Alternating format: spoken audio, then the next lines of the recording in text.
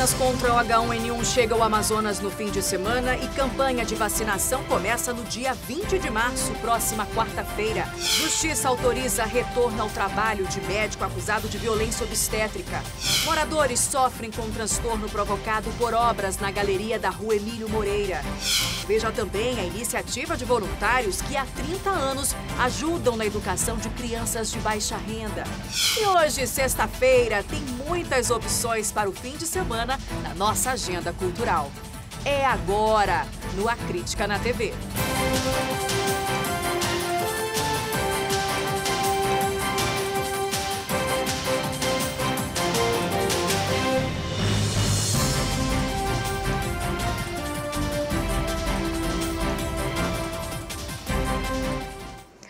Olá, boa noite para você. Subiu para 26 o número de mortes por H1N1 aqui no estado. Já são 106 casos confirmados e o surto da doença tem preocupado bastante. Por isso, a campanha de vacinação precisou ser antecipada e as vacinas, por exemplo, devem chegar já neste fim de semana, mas só vão estar disponíveis na rede pública na próxima quarta-feira. Em todo o estado, a meta é imunizar mais de 1.103.000 pessoas. Só em Manaus serão 455 mil. Mas fica um alerta. Neste, o público-alvo são somente os que fazem parte do grupo prioritário. Os idosos, as gestantes, aquelas mulheres que acabaram de ter filhos 45 dias após o parto. Os profissionais da saúde, os profissionais da educação, os professores, enfim, aquelas pessoas que têm alguma comorbidade, alguma doença crônica, os hipertensos, os diabéticos, esses podem procurar uma unidade básica de saúde para tomar vacina. O anúncio do envio das vacinas ao Amazonas foi feito nesta quinta-feira pelo presidente Jair Bolsonaro e o ministro da Saúde, Luiz Henrique Mandetta. Apesar da previsão da chegada das vacinas ser nesse fim de semana, isso não quer dizer que elas já estarão disponíveis na segunda-feira nas unidades básicas. Isso porque depois da chegada delas aqui na cidade, as secretarias de saúde ainda têm um prazo de pelo menos 5 dias para se organizarem na distribuição das doses. Então, a campanha de imunização contra o H1N1 só deve ser anunciada nos próximos dias. A partir dessa data que a gente tem uma previsão, uma indicação inicial que chega no domingo, a gente vai ter aí uns dias para preparar, para encaminhar as vacinas, para distribuir nas nossas 183 unidades básicas de saúde. E aí a gente vai anunciar em breve a data de início da campanha. De acordo com a Secretaria de Estado de Saúde, para o interior, a prioridade do envio das vacinas deve ser para as cidades que já registraram mortes por causa da doença, como Parintins e Manacapuru, por exemplo. Quando o início da campanha for confirmado, as doses já estarão disponíveis em 183 salas de vacinas em Manaus. Estamos aguardando com que a vacina chegue já nesse final de semana e nossa atuação em conjunto no sentido de que haja a distribuição para todos os mais de 1.500 postos de vacinação e um esforço conjunto de mais de 4.600 profissionais permitam com que a nossa população seja imunizada. A Justiça do Amazonas autorizou que o médico Armando Andrade Araújo volte a trabalhar. Ele responde a processo e foi flagrado em vídeo agredindo uma mulher em trabalho de parto. A repórter Tamires Claire tem mais informações sobre esse caso. Oi, Tamires, no que a Justiça se baseou aí para decidir isso? Muito boa noite para você. Oi, Nayandra, boa noite para você, boa noite a todos. Olha, de acordo com a decisão da Justiça, a instituição em que o médico trabalha, o Instituto de Ginecologia e Obstetrícia do Amazonas, não cumpriu o que prevê o próprio regimento interno, que é de só tomar esse tipo de decisão de suspender ou afastar um dos sócios, no caso o médico, quando há a ampla defesa, né, e o contraditório, ou seja, o médico precisaria se posicionar antes que essa medida fosse tomada. nada. Esse também é um dos princípios, né, do direito, que é garantir a defesa. Todo mundo realmente precisa se defender antes realmente de receber qualquer tipo de punição, como no caso aconteceu. O IGOAM, o Instituto de Ginecologia e Obstetrícia do Amazonas, disse que já cumpriu a decisão da Justiça. Hoje mesmo, o médico já voltou ao trabalho lá no hospital onde trabalha, na colônia Antônio Aleixo, o Hospital e Maternidade Chapot-Prévôt.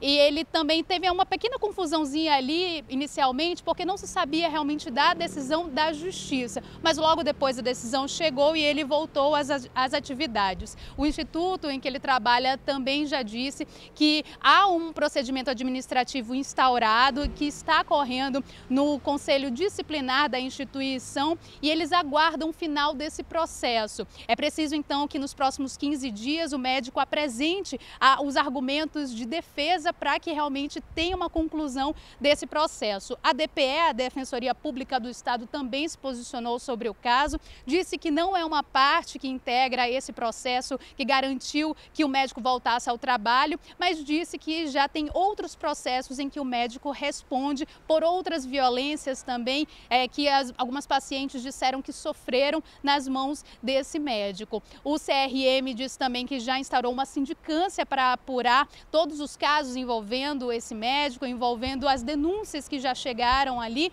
para tomar qualquer medida para que ele possa ter o direito de exercer a medicina suspenso. Mas, como a gente disse, é preciso que ele se defenda, todos esses processos precisam ser concluídos, com a possibilidade realmente de ele apresentar os argumentos de defesa, antes que qualquer decisão, qualquer medida de suspensão ou afastamento dele realmente seja cumprida. Nayandra. Tá certo. Tamires Claire, muito obrigada pelas suas informações. Boa noite para você. As obras na galeria da rua Emílio Moreira, no centro, estão no 3º dia. Hoje, o abastecimento de água precisou ser interrompido e uma família com 12 pessoas precisou também ser retirada do local para receber aluguel social. As casas vizinhas estão sob observação. Esta é a casa do Sebastião. A família dele mora aqui há gerações. A primeira casa foi construída há mais de 70 anos e os filhos reformaram a estrutura. 12 pessoas moravam aqui. Eles precisaram ser retirados depois que a galeria subterrânea rompeu. Deu a chuva hoje, nós estávamos arrumando tudo, quando foi de uma hora para outra o rapaz chamou porque podia cair, né? Aí nós estávamos todo mundo lá dentro tentando tirar tudo, arrumando, mas não teve jeito não, tivemos que cair fora mesmo. Porque encheu, isso aqui ficou uma piscina.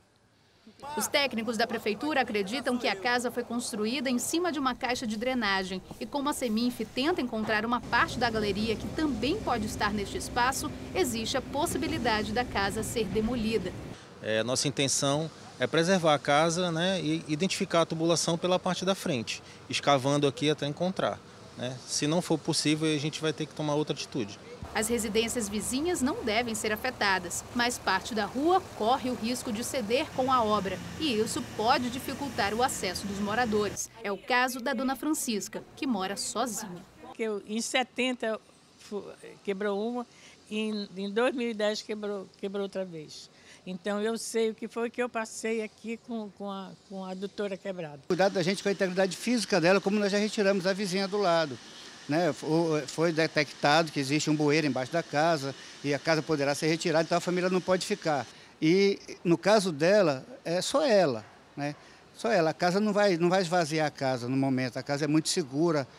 O problema é o acesso, vai ficar sem acesso. A galeria tem pelo menos 70 anos e o problema foi causado pela falta de reparos. O trabalho foi suspenso por algumas horas por causa da forte chuva que caiu ao meio-dia. Os trabalhadores também ficaram apreensivos com a pressão da água de abastecimento, que poderia botar em risco a segurança das pessoas ao redor. A adutora foi removida pela manhã e o abastecimento de água precisou ser interrompido no complexo de produção da Ponta do Ismael. Pelo menos 30 bairros foram afetados nas zonas sul, centro-sul, oeste e parte da zona leste. Ainda não há previsão para o serviço ser normalizado. Eu acho que hoje e amanhã a gente consegue concluir essa parte de drenagem e depois é só o reaterro e a recolocação da adutora, né, a religação da água e posteriormente concluir o aterro e a pavimentação aqui da via. Imagina o transtorno para essas famílias. Enfim, a Águas de Manaus informou por meio de nota que o abastecimento das áreas abrangidas pelo complexo de produção da Ponta do Ismael vai ser normalizado agora à noite. Já os níveis nos reservatórios que abastecem os bairros das zonas Sul, Centro-Sul, Oeste e parte da Zona Leste serão restabelecidos gradativamente. Um motorista de ônibus da linha 515 morreu depois de reagir a um assalto no centro de Manaus nesta manhã. Segundo a polícia, durante a ação, Antônio Bento da Silva, filho de 48 anos, chegou a brigar com o suspeito e caiu do coletivo. Ele foi atropelado e chegou a ser levado ao hospital, mas não resistiu aos ferimentos. Ainda pela manhã, alguns motoristas fizeram uma manifestação no ponto final da linha 515. Nesta tarde, eles foram para a frente da sede do governo na Compensa para pedir segurança nos coletivos. Em nota, o Sinetran afirmou que está colaborando com a polícia para identificar e prender os criminosos. O Instituto Autismo no Amazonas lançou hoje uma campanha para sensibilizar e orientar a população. João Pedro tinha 3 anos quando a Daniele descobriu que o menino tinha autismo. Apesar de, na época, saber pouco sobre a síndrome, o diagnóstico foi encarado com tranquilidade. E daí, no começo, a gente já fazia todo um acompanhamento antes, né? Por conta de desconfiança da pediatra dele. E daí a gente só deu continuidade nos tratamentos. O menino, hoje com 13 anos, estuda regularmente e leva uma vida normal. Ele está entre as crianças e adolescentes atendidos pelo Instituto Autismo no Amazonas. Há 7 anos, a instituição trabalha na inclusão e na quebra de preconceitos. A falta de informação, tanto nas escolas quanto a divulgação mesmo da causa, né, de como é o autismo, de como você pode ver uma criança e dizer que ela é autista e não ela ser tratada de uma outra forma, né? É isso que falta. E por causa do Dia Mundial de Conscientização do Autismo, no próximo dia 2 de abril, o Instituto lançou nesta sexta-feira a campanha Conectados. As crianças viraram personagens de desenhos em referência à conexão que é necessária para superar as dificuldades que envolvem a convivência com o transtorno. O autista, a criança, ela tem as suas habilidades e cada um tem sua habilidade diferente da outra. Então, ele está sempre conectado a algo. A campanha está dividida em 3 momentos. Do dia 25 a 31 de março, tem exposição de desenhos no Plaza Shopping. No dia 28, às 8 da noite, o espetáculo Conectados vai tomar conta do palco do Teatro Amazonas. E no dia 13 de abril, a campanha fecha com uma feijoada beneficente no Clube Municipal. De acordo com esta psicóloga, toda a programação é voltada para arrecadar recursos para a manutenção do Instituto. Realmente para pagar a sede, o aluguel, a luz, a água, tudo realmente que é necessário aqui para manter o nosso atendimento. E se você quiser conhecer ou ajudar o trabalho do Instituto Autismo no Amazonas, o endereço é esse aqui, ó, Rua dos Passes, número 106, no Parque 10, Zona Centro-Sul de Manaus. Ou ainda pelo telefone 98172-1125. Em instantes, 19 pessoas são presas em Manacapuru envolvidas com tráfico de drogas. E a iniciativa de voluntários que há 30 anos ajudam na educação de crianças de baixa renda. Agora em Manaus, 7h28, a gente volta já. A Crítica na TV.